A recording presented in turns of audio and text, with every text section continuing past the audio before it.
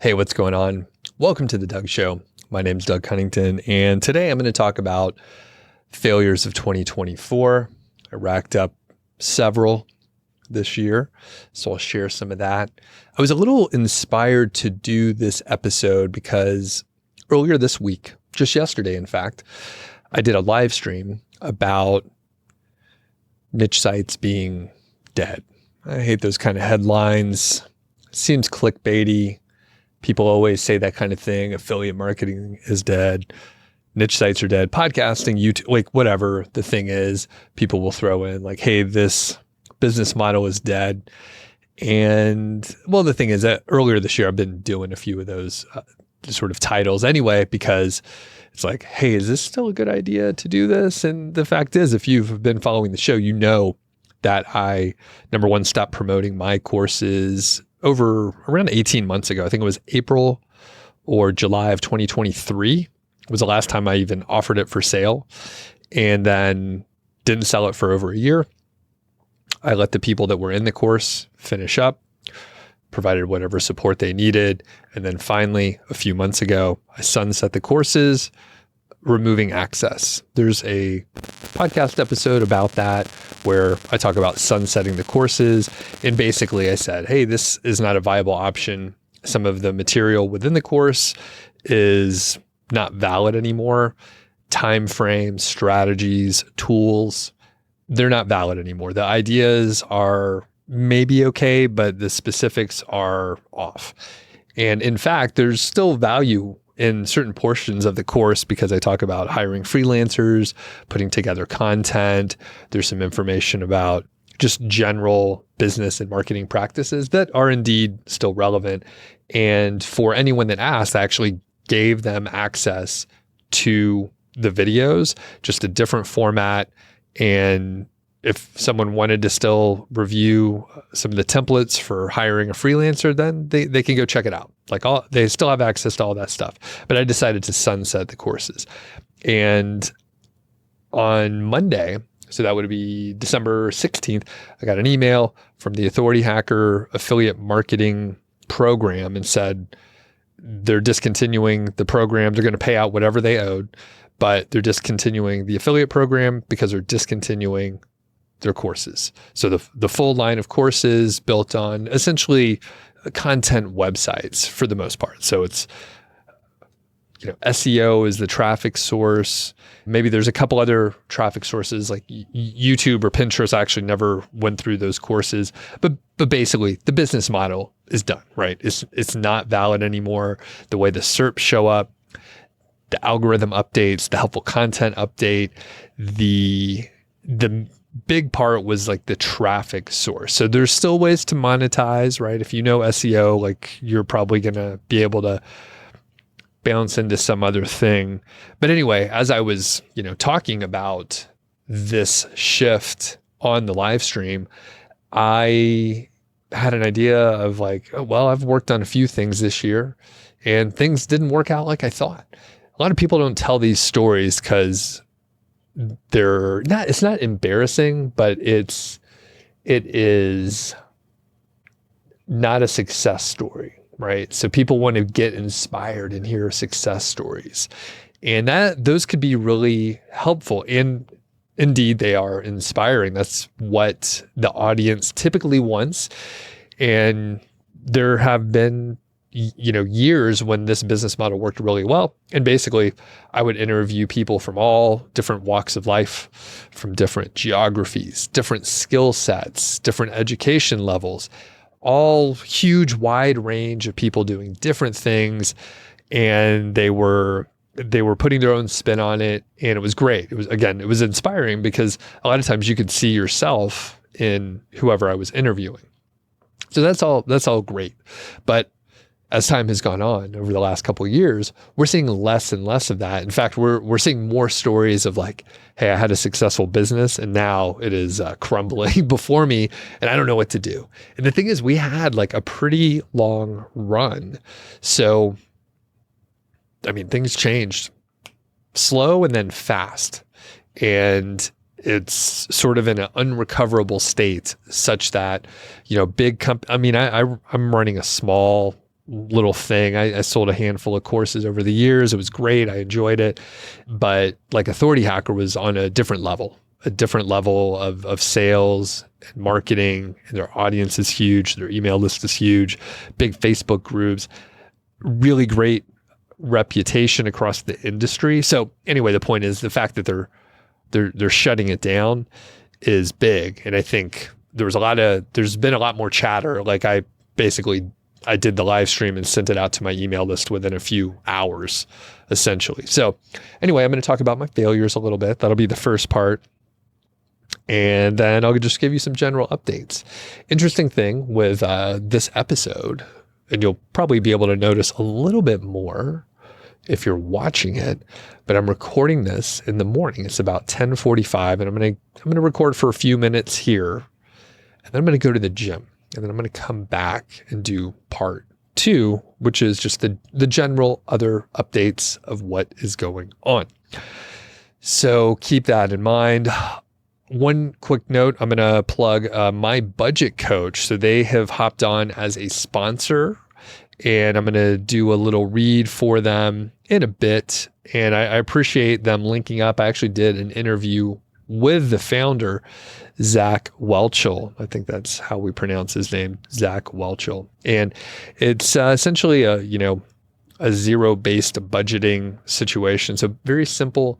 And I'll do a little read for them later, but just want to give them a quick shout out. It's great to have some sponsors hop on and help support the show. All right. So number one failure, I think this was like sort of the biggest investment of time. Ranking Revolution was my podcast, YouTube brand around professional level marketing and SEO. And I thought, this is a good idea. I'm going to start this podcast. I'm good at podcasting. That's what I tell myself. And then I'm going to sell it. And I had the idea for about a year and I couldn't quite get it out of my head. Apparently I had too much free time or something like that. And I had floated the idea to some of my entrepreneur friends who I think they're honest with me. So if you bring a friend a bad idea, they'll say, what about this? What about that? This is bad because of this reason. And they had some valid points. And I was like, that's true. I have this contingency, these couple options, if that happens to be an issue, but we'll figure it out when we get to it. And my thesis was, if I have a show with an audience, with regular subscribers that are looking forward to the show, then we could work out any other details. It's like if a business is bringing in money, then you're going to be able to figure out a lot of the details, right? If you're selling stuff, if you have revenue, you could solve some problems.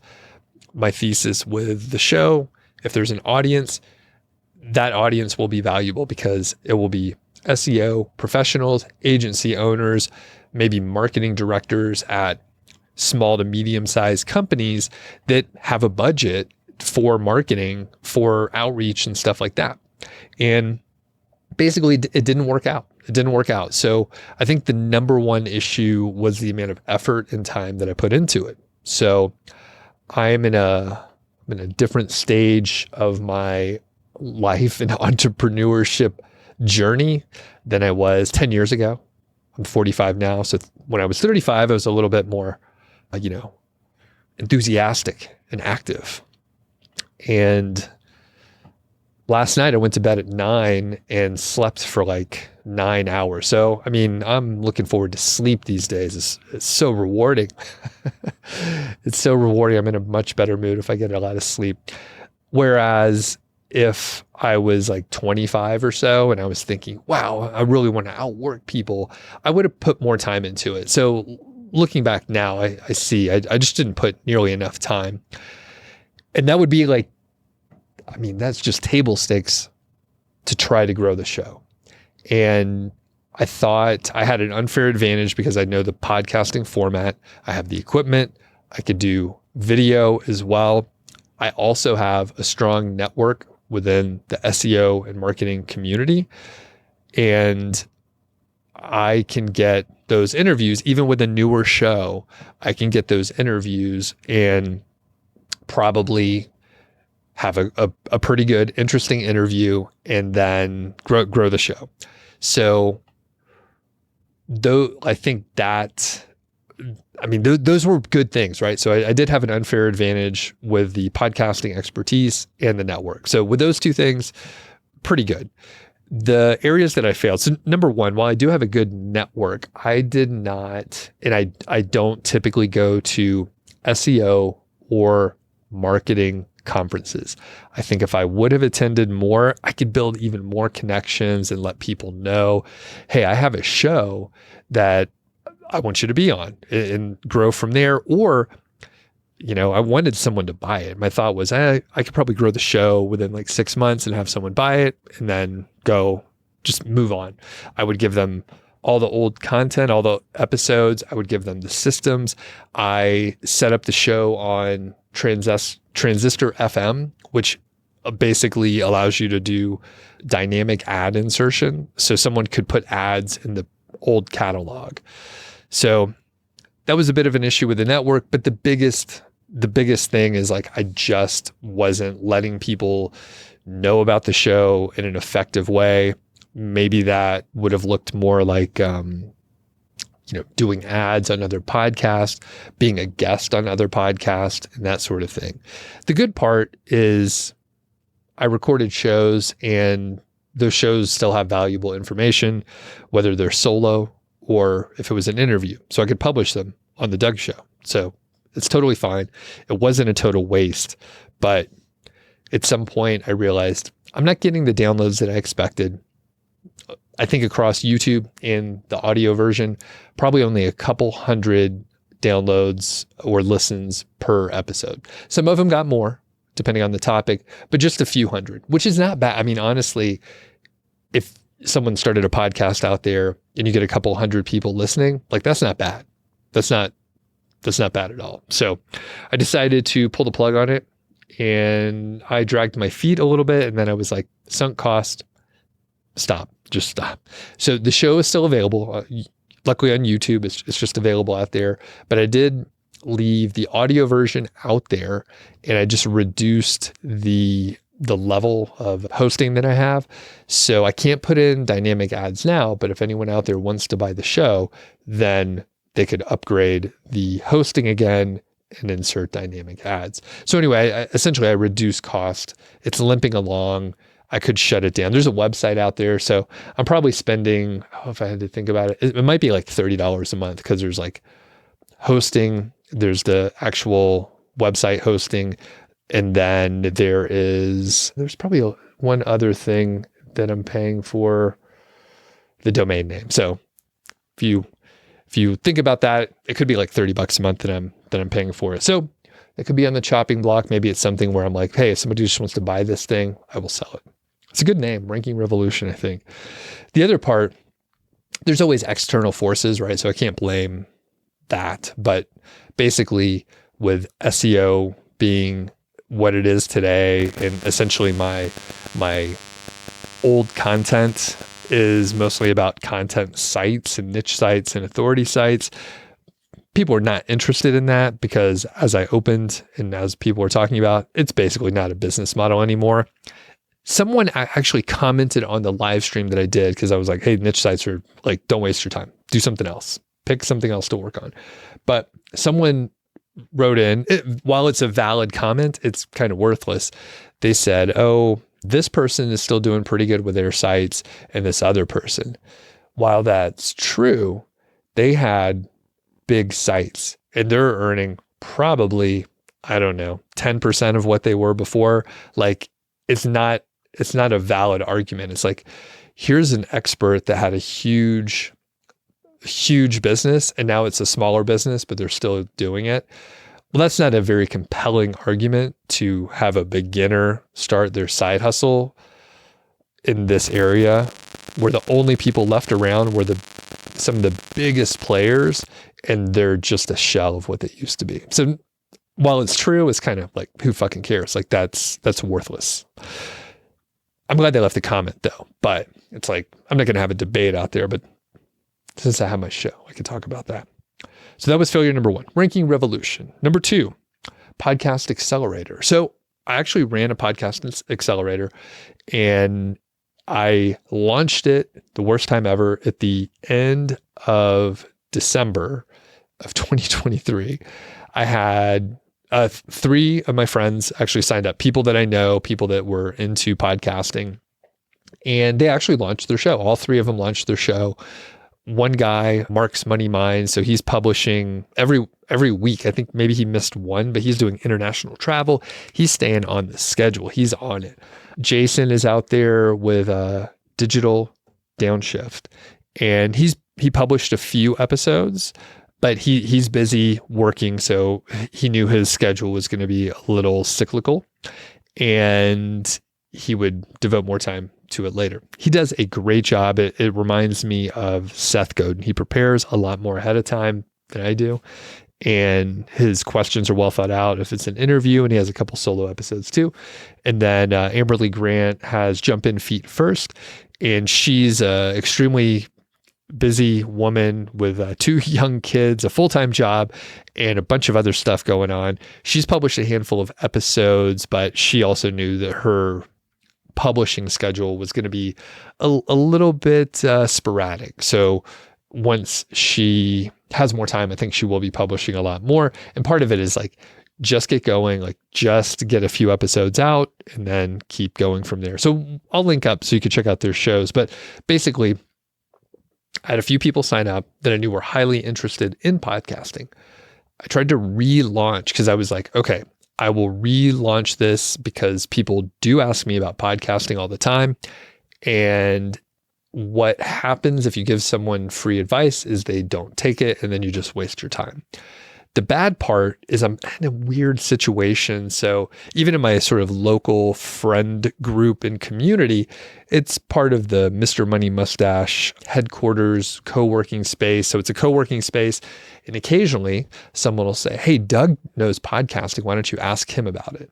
And the thing is, I like to help people out, but if they don't take my advice, then it kind of bugs me because it just fucking wastes my time. So I tend to, when it comes down to it, I'm not helpful. So I'll give them some light advice like, hey, check out this information. If you are interested, like go do your own homework, right? Go do your own homework.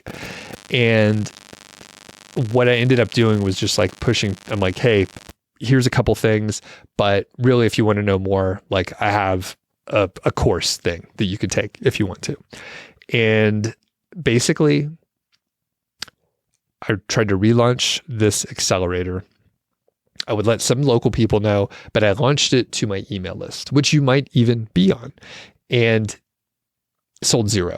All right. I sold 0. Luckily, I know the software and I know how to market and launch. So actually putting together the materials wasn't too bad. I also ran it as a workshop.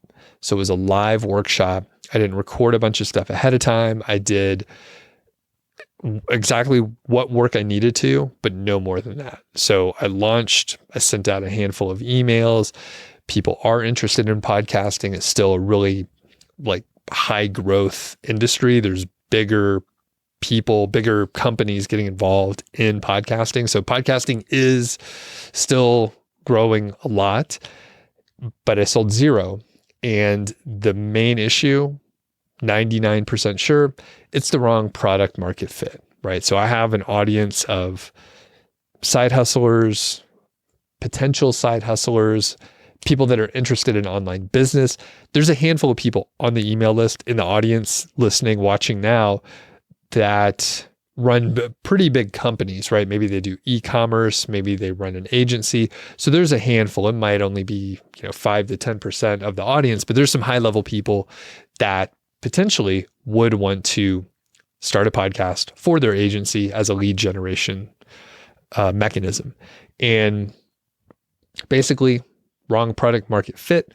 The other thing with courses is, or workshops in this case, the timing has to be right. So even if someone is super interested in whatever it is you're trying to run or teach or whatever, they also need to have the free time, and they need to have been thinking about it over the last few weeks or couple months, or probably that week. Like, it needs to be something they're thinking of.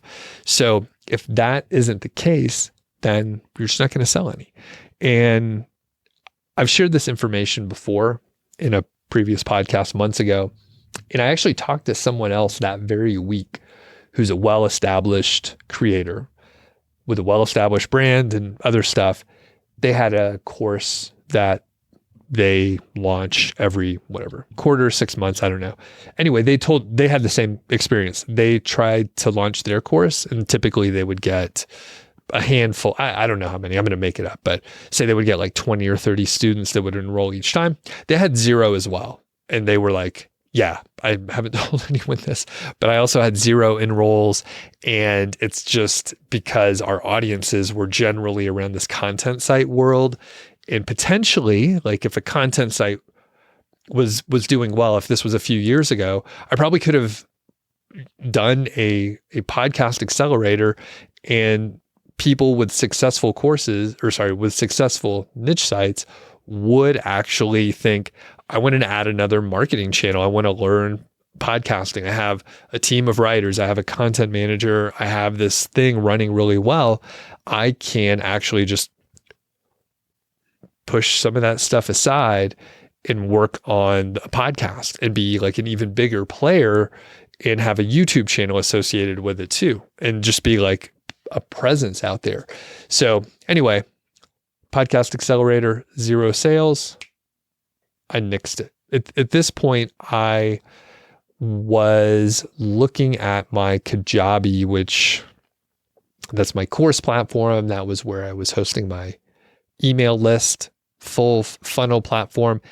Kajabi is a great overall just platform. You could do just about everything that you need to do, including coaching. There was a community there, and you could also host your podcast there. So it's really a full suite of everything, and it has good integrations between each of the pieces. So my annual payment was coming up, which is around $2,000 at the level that I had. So I was looking at paying $2,000 for courses that were all sunset at this point, and my accelerator sold 0. I had to make a hard decision and just say, all right, I'm migrating off. I'll leave it active. I'm actually paying a little bit to leave my stuff over there. So if I wanted to go back to Kajabi, I could, and things would be intact. But I did migrate over to Kit, and I was like, we'll see how it goes over there. Luckily, Kit actually introduced a free level. So my email list was, after cleaning it, it was under 10,000. So I was able to move it over to Kit and not pay whatever, $50 a month or $100 a month or whatever. So functionality is fine over there. I think they've improved it a lot. I know when Kit first came out, I was like, this is not that great. I know they have great marketing and all the affiliate partners were good, but after 5 years, it's actually a very good product, and I have 3 email lists over there right now. So, and this last thing is not a fail, but my courses that I sunset, I mean, luckily I was ahead of like Authority Hacker, which waited a few more months. But I mean, the fact is, like, the niche site business model was so volatile over the past year.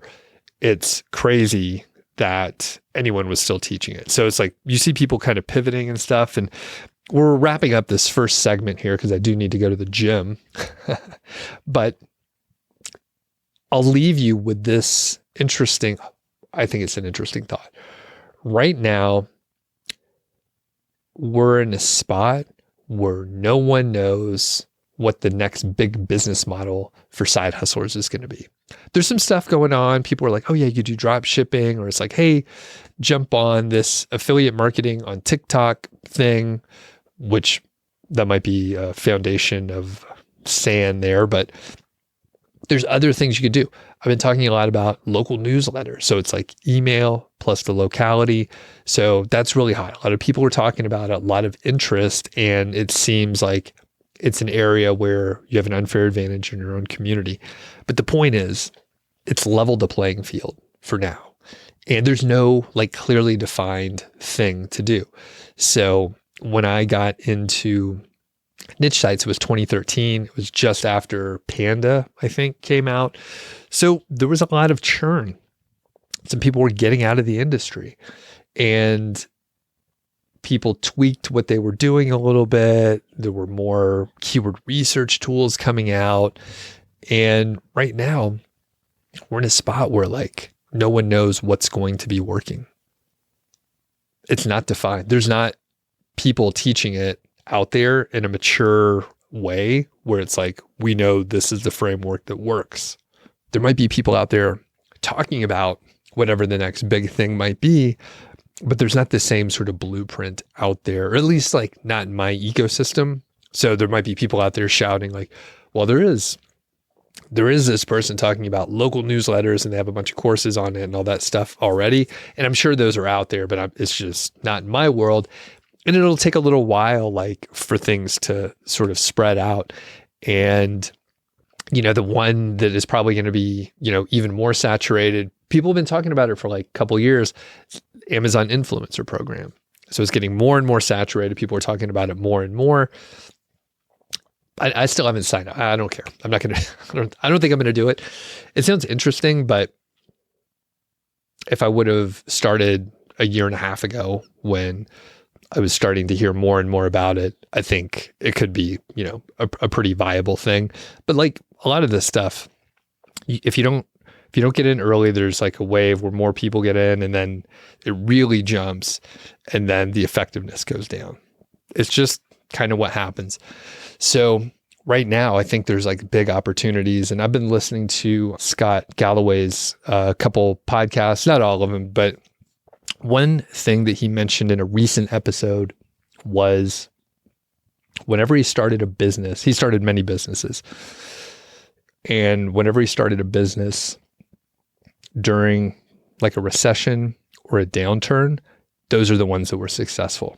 Whenever he started something when things were sort of on a growth path, when there was, you know, everyone was successful, everything was going great, those ended up being like the tail end of a growth period. So it's interesting. While it's undefined right now, we don't know what the thing is going to be. There's tons of opportunities out there. And like I said, it leveled the playing field. So there's experts out there. Like I have a lot of experience in certain areas, and other people do too. Like a lot of us had like big websites over the years. We're really good at SEO. Things have changed. I'm not as good at SEO, but I have other skills. The thing is, like, all those skills that are not applicable anymore, like niche site skills, levels the playing field. So it's very interesting. And I mean, I think in a few, you know, maybe in a year or so, there'll be certain, you know, pockets, like maybe drop shipping will get some resurgence or something like that. But maybe it'll be around AI. Maybe it'll be around some other stuff. But there's a lot of opportunities out there.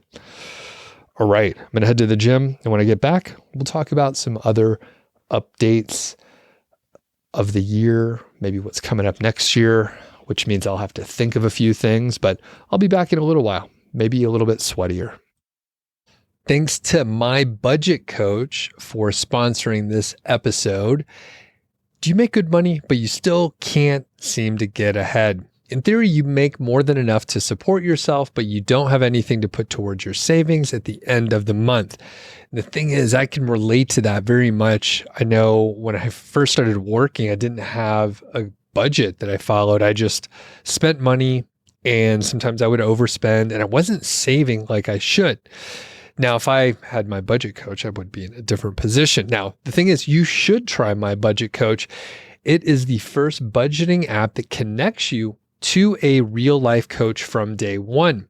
You'll work together with your coach to create a realistic budget that will allow you to plan for the future while you still enjoy today.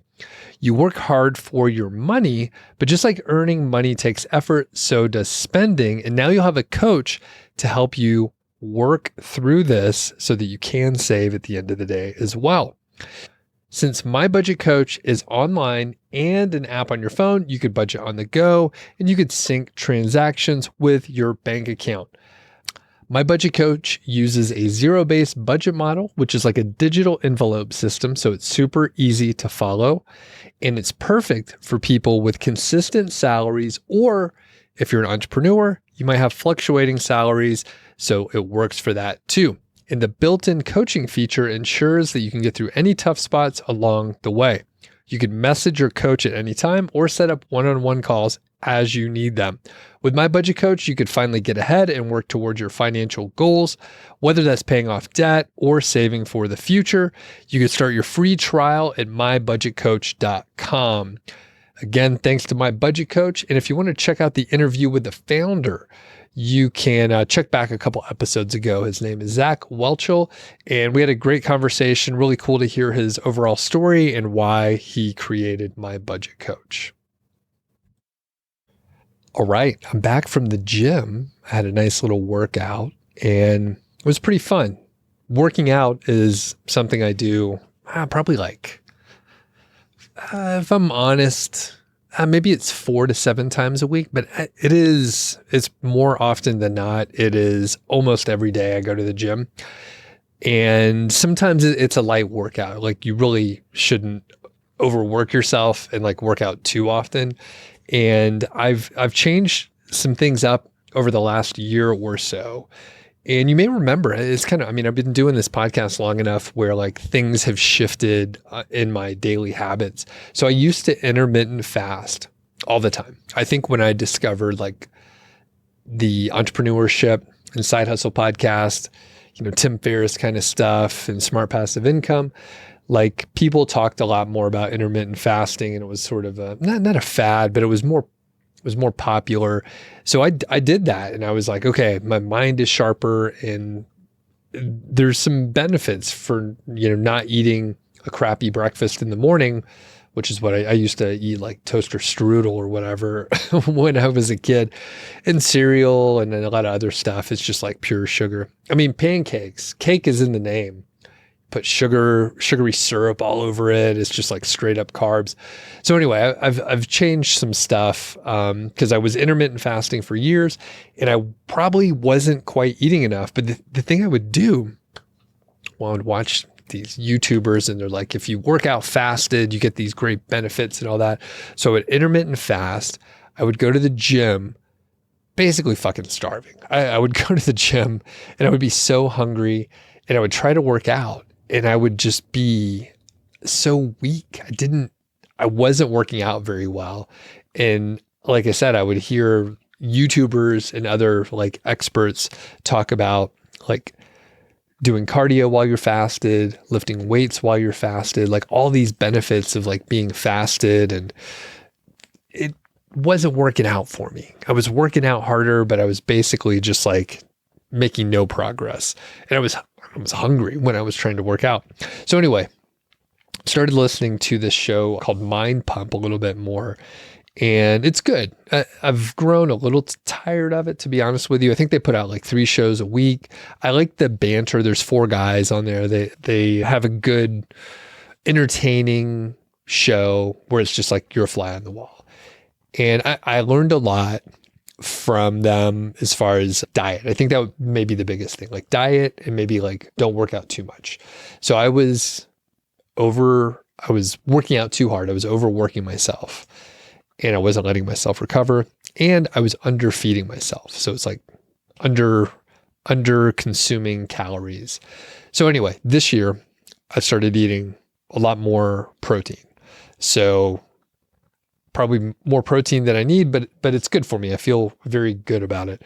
And I feel like I have a lot of energy. So I'll have roughly, I would say like 170 to 220 grams of protein per day, which is a lot. If you count your macros, you know that is a shitload of meat. You don't accidentally hit 150 grams of protein in a day, and you definitely don't accidentally hit 200 or 220 grams. So one thing that I've shifted, which this sounds crazy, people, you're going to think, Doug, you're bananas. That sounds gross. I'll eat oatmeal. So I'll make like old fashioned oats, and then I'll put in meat of some kind, usually like grass fed ground beef or ground turkey. So it sounds counterintuitive, sounds weird because most people think oatmeal is, sort of desserty, like cinnamon and brown sugar and other stuff like that. Oatmeal is just it's like a starch, right? It's like rice or pasta or something like that, except it has all the fiber that we need to keep our cholesterol low and feel full. So anyway, I'll eat a lot of protein in the morning, usually like 50 grams of protein in the morning. I'll put in some like peanut butter powder and some other stuff to boost it. Every now and then I was making it with like bone broth kind of stuff, which also has more protein. So anyway, I'm getting a lot more protein.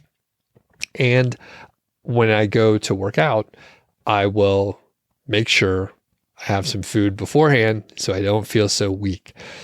And I think I've actually put on a little bit of muscle. Not a huge amount. I would say probably just like 3 to 5 pounds. And I've equally probably put on like 3 to 5 pounds of fat as well. So I need to cut a little bit, but I definitely am a little bit bigger and stronger than I was. Just a little bit, just a little bit. It turns out it's very hard to put on muscle. And I won't mention which relative, right? No need to get myself in trouble here. But a relative of mine was like, oh yeah, I just put on muscle. So it's a woman, by the way. So she's like, I don't want to get big, right? You hear people say, I don't want to lift weights because I don't want to get big.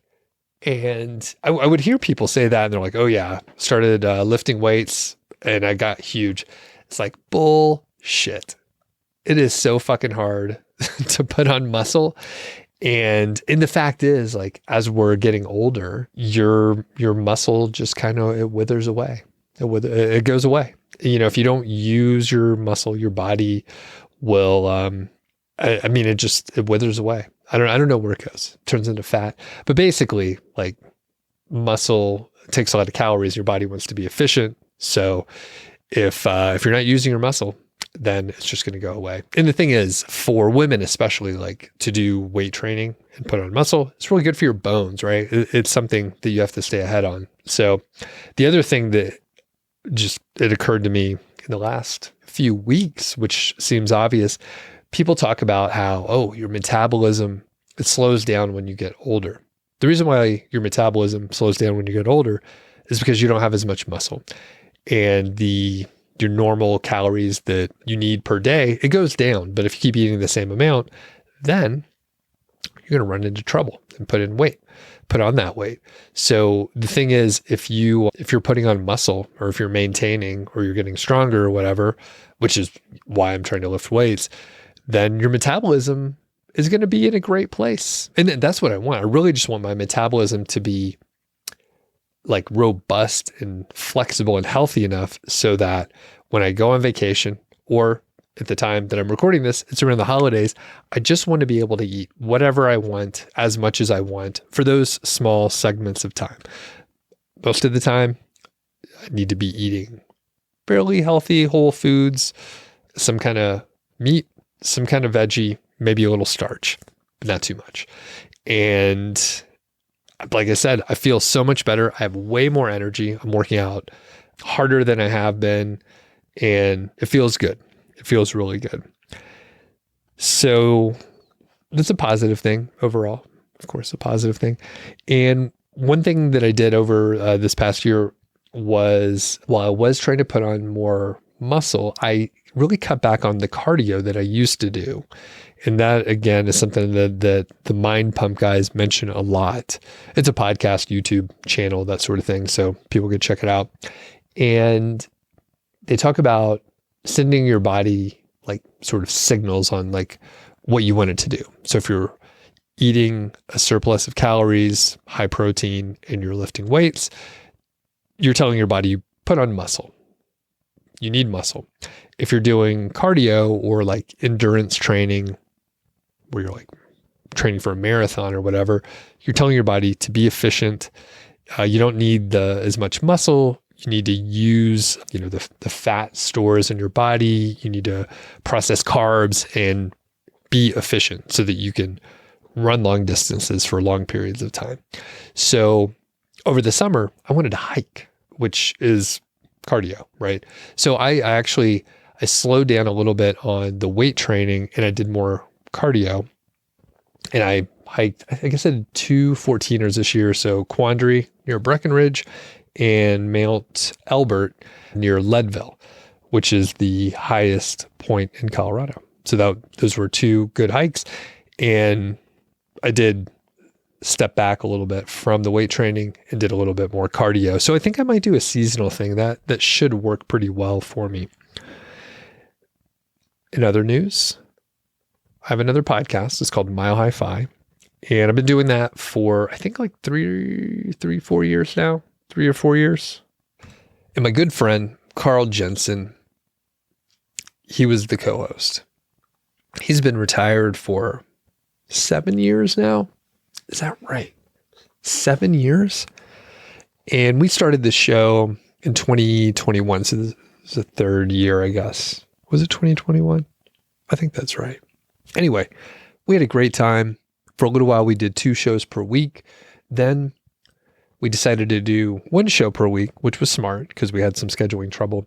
But the interesting thing with Carl, while he's been retired for several years, he is so fucking busy. It's insane. He's busy. He's actually been traveling a lot more, like post-COVID. So he's been traveling a ton, going all over the world and all over the country. And he just stays insanely busy. So at some point, he was like, it's too much stuff. I need to quit the show. So he quit the show. He has recorded with me a couple more times. He's still in the community of like the financial independence and personal finance folks. So he's still in the community in that he still attends conferences and participates and he's around. So I think he'll still record with me every now and then, but I love doing the show. I like podcasting. I mean, I started another show this year that I ended up, scrapping it because it's too much and didn't work out like I thought. But I really like the financial independence community in the topic area. It's newer to me. It's interesting. It's a much bigger niche and topic area than affiliate marketing and the SEO and the stuff that we talk about on this show typically. It's really fun. A lot of smart, interesting people and really love it. So I was like, I'm going to keep doing the show. I have an opportunity to like change the format or do some things different, largely keeping it the same. But what has happened is the schedule opens up. So if you have to schedule with multiple people, it's harder to do, of course. But the thing that I didn't even realize is like when Carl and I would record, he would say, hey, I'm around for this week or 2. Let's record a bunch then. So we would record like 3 or 4 episodes in a week. And that's good for about a month. But then he'd be gone for a while, or I would be gone. I traveled a lot too. And when he left, it opened up the schedule. So I could just schedule with whoever, whenever I wanted. So I was actually able to get very far ahead on the schedule, so much that I was like, I need to slow down recording. And why don't I just take a couple weeks off here? I don't have to overdo it. So it's cool to get a good pipeline of episodes, but I need to start thinking a little further out and like, do I want to have maybe like a theme for these set of shows or something like that? But overall, I was like, this is crazy that I was able to get so far ahead on the schedule just because scheduling is easier when you're only dealing with 1 or 2 people. One thing that I didn't even think about was quitting the show. It's kind of funny. Right after Carl quit, I was telling one of my friends, actually I was telling Amberly, and she was like, you can quit the show, like you don't have to keep doing it if you don't want to. And I was like, that thought never even crossed my mind. I was just like, this is a good show. I like doing it and I enjoy it. But I never even thought like, hey, I could scrap it. And then I took a step back after she mentioned it to me, and I was like, do I want to quit doing the show? No, I actually enjoy it quite a bit. It's fairly large. It's small in the scope of big, huge podcasts, but it gets several thousand downloads per episode and has a decent following on YouTube.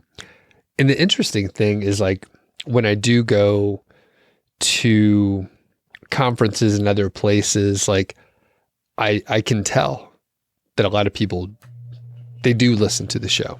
So it's kind of cool when that happens. People listen and they know the inside jokes and all that stuff, and it makes it pretty fun. So I'm going to keep on doing it. Carl's going to record with me every now and then if the schedule allows and all that. And one thing I also didn't want to do, yeah, I guess that's a safe statement. I wasn't thinking, hey, I need to replace a permanent co-host, right? I was not thinking I need to get a permanent co-host. I was thinking I'll have other people fill in occasionally, whoever I want, right?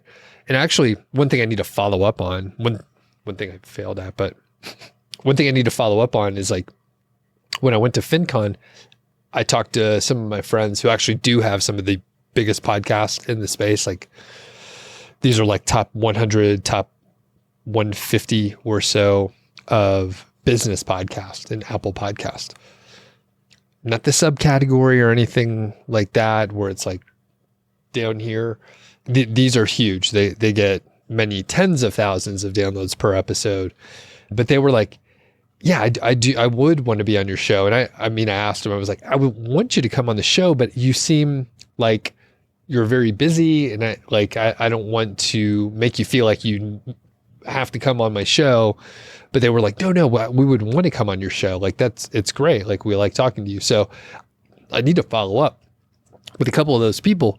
The interesting thing is like the folks that I'm thinking of, they actually have multiple shows per week that come out on their own channel.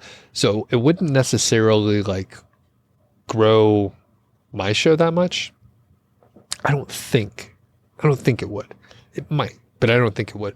Because the thing is, like, if someone's putting out so much content on their own, usually their audience is not necessarily trying to find more of it. It's already a bit saturated. Might be a strong word to use, saturated, but basically, if people listen to, let's say they listen to like 3 or 4 or 5 podcasts, and a couple of those podcasts put out like 2 or 3 episodes per week, it's like, do they have enough time to listen to more shows? Are they even looking for other shows with their favorite host on there? Maybe if they're, really obsessed fans, but I need to get some of those folks on my show because they're smart and they're fun to talk to. The thing that I failed at is being on other shows. So actually at one point, a couple months ago, I started sending out emails to people I know. And I was like, I have an idea for a show, would love to be on. Couple people bit, couple people didn't, and I kind of lost momentum. There's so many shows out there. That's the way you grow a podcast. Now that does bring me to a point of like, why am I doing this? Do I need to grow? It's not like I need to grow as huge as I can or anything, but it's like, what's the goal? Do I need to keep growing? Do I need to do a lot of outreach? I'm not going to sell anything directly. What am I doing? It's an existential crisis, really. One thing that I did spend time on is trying to get some advertisers. So we had my budget coach came on board, give a little test. It's a startup. I like Zach. I gave him a good deal and everything. But when I went to FinCon in Atlanta back in October, one of my goals for the first time was to talk to the vendors, talk to the companies, see who I might be able to work with.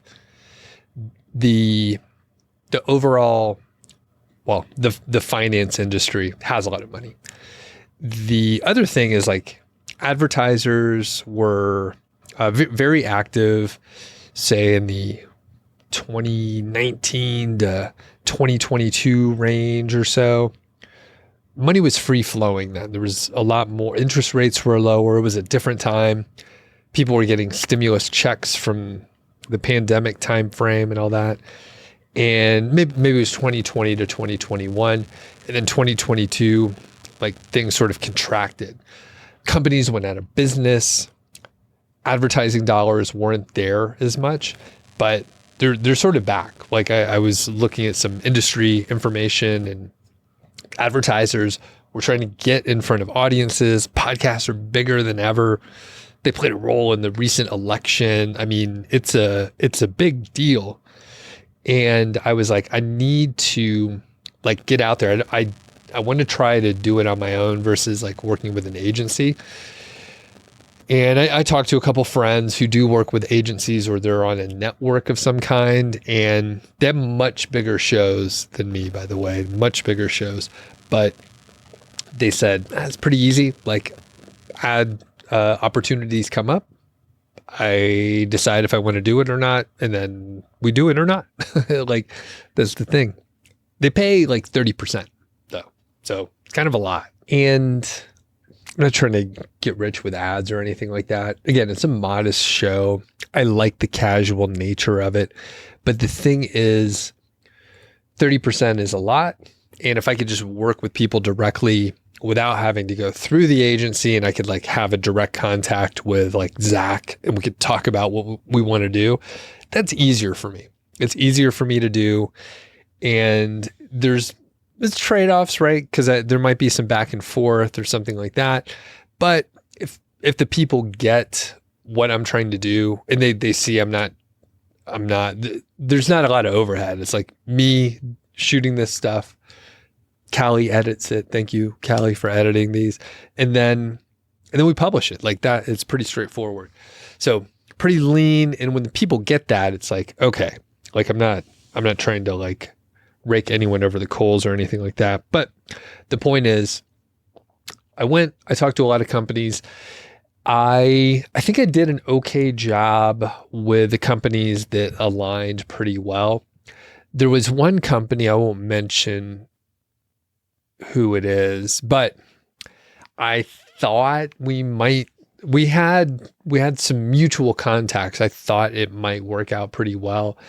But the guy was like, I don't think it's the right audience, which I think maybe I presented it wrong. I'm not, well, the thing is, I don't know how it would convert. I have no clue how it would convert, but maybe the way I presented my ideal audience is different than what the actual audience is, which I actually think that's true. So I probably should reframe it, not blaming the guy. However, what he was like, oh yeah, would love to be on your show. And I was like, I didn't invite you. I didn't invite you on the show, number one.